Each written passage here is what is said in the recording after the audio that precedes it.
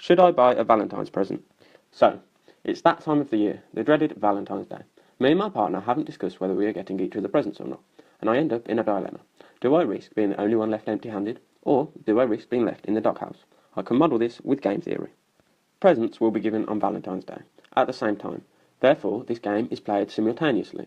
I am also unaware of whether my partner will buy me a present or not, and she is unaware of whether I will get her a present or not. As well as this, the payoffs and structure of the game is known by both players.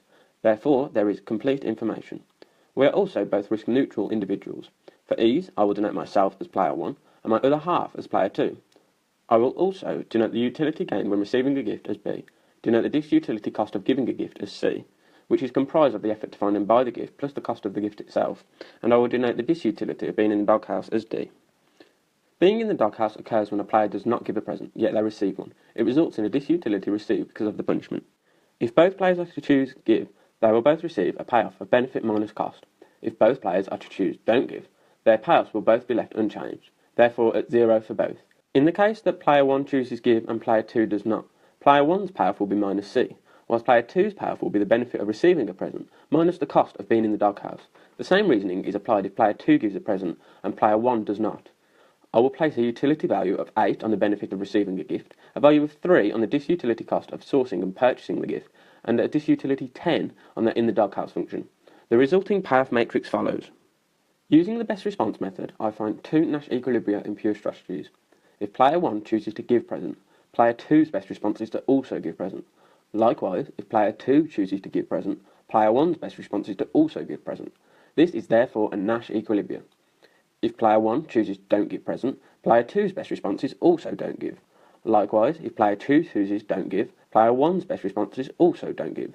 This is therefore a Nash equilibrium. There is also a Nash equilibrium in mixed strategies. I will denote the probability that player 2 gives present as Q, and the probability that player 2 does not give present as 1 minus Q. Likewise, the probability that player 1 gives present is R, and the probability that he does not give present is 1 minus R.